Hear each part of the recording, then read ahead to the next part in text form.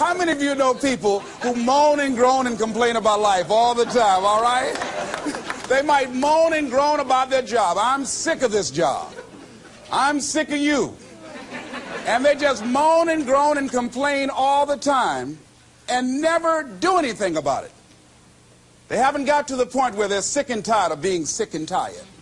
They just have enough energy to complain about it, and they consider that, in fact, they believe that that's equivalent to doing something about it, just complaining. No, that can't get you where you want to go. That cannot create your reality for you. The other thing that keeps most people from realizing their true greatness and their true potential, circumstances, their environment. There are many people who believe because of where they're born, because of the area where they are in life and where they find themselves, that's all they know. Given my circumstances, ladies and gentlemen, I shouldn't be doing what I'm doing right now. See, I know something about you, even not knowing you, that you've got greatness within you.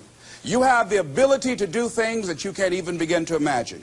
You have talents and skills in you that you haven't even begun to reach for you. And I said, I can't do that, sir. He said, why not? I said, I'm in a special education class. He said, what do you mean? I said, go up to the board and write what I'm about to tell you. I said, I can't do that, sir. Why not? I'm educable, mentally retarded. And he came from behind his desk. He said, don't ever say that again. Someone's opinion of you does not have to become your reality. And that changed my life. It was Oliver Wendell Holmes who said that once a person's mind is expanded with an idea or a concept, it can never be satisfied to going back to where it was. So some of you are going to experience a breakthrough. Some of you are going to go back and look at your dreams and brush them off. Some of you are going to begin to look at yourself and say, hey, look here, I know I have not done all that I can do. Whatever goal that you have in mind, I want that to be a goal that will challenge you, something that will make you stretch. It was Osborne who said, unless you attempt to do something beyond that which you've already mastered, you will never grow. What is it that you looked at some point in time and you decided that you couldn't do it, that you talk yourself out of it? Whatever it is, bring it back out there. How you're going to do it, that will come to you in due time. So you don't get in life what you want, ladies and gentlemen. You get in life what you are, not what you want. And see, the good news is that we can always become more by working to develop ourselves. So the first process of making this your decade, you've got to begin to take a look at your life and look at where are you right now? What are your strengths? What are your weaknesses? What gives your life a sense of fulfillment, a sense of joy? What does a full, rich life means to you? What is it that you could love doing 7 days a week that'll bring a smile to your face? Think about that. In all the areas of your life, your professional life, your personal life, your family life, your spiritual life, what is it that you'd like to have? Once you begin to determine that, that takes you to the next step.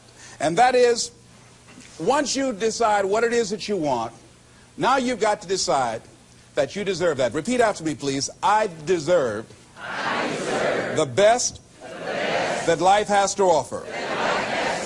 I deserve to find my purpose in life.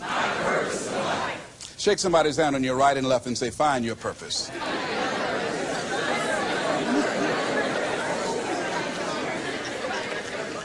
Do you know by actively pursuing your purpose, it could perhaps extend your life? The #1 killer in this country of all the diseases we have, heart disease. That's the #1 killer. And if you ask most people, when is it that the majority of people have their first major heart attack? Some people will tell you as a result of obesity, or smoking cigarettes, or high cholesterol, or high blood pressure. And all of those are contributing factors. However, the truth of the matter is that most people don't realize that the majority of people suffer their first major heart attack on Monday morning between 8 a.m. and 9 a.m. People getting ready to go to jobs that they don't like, jobs that are making them sick. You see, when you're not pursuing your goal, you are literally committing spiritual suicide.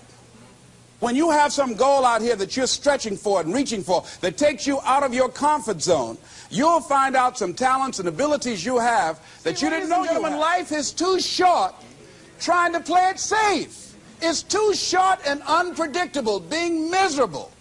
It's too short for that. Here's the thing. There's no safe position in life. Let me tell you why. It's a quiet secret that most people don't realize. You can't get out of life alive. Hello, you can't get out of life alive. So there's no safe position. You can die in the bleachers or you can die on the field. You might as well come out on the field and have a good time, right?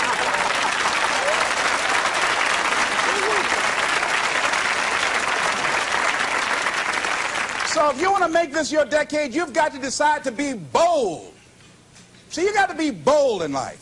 You got to take life on. I remember I was at a major corporation. I had to give a presentation, and there were two guys sitting across from me, and the guy said to the other fellow, looking at the last two finalists, and that involved my firm and their firm, said, listen, looking at the credentials, this guy doesn't have any credentials. We have an advantage here. We've got 2 PhDs between us. I got up and I went in the bathroom and started talking to myself. I said, Les Brown, what do you care about their 2 PhDs? You have 6 children and a mama to take care of. And I went in that meeting, and first of all, I went there walking bold, looking good, feeling good, and smelling good, all right?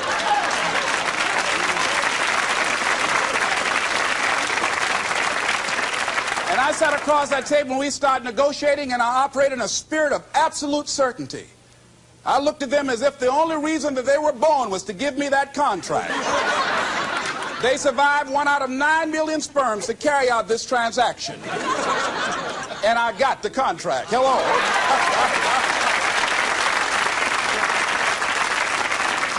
So you've got to decide to be bold. Most people go through life trying to creep. No, no, no. Trying to be casual about it. No, no, no. You go through life being casual, you'll end up a casualty. No.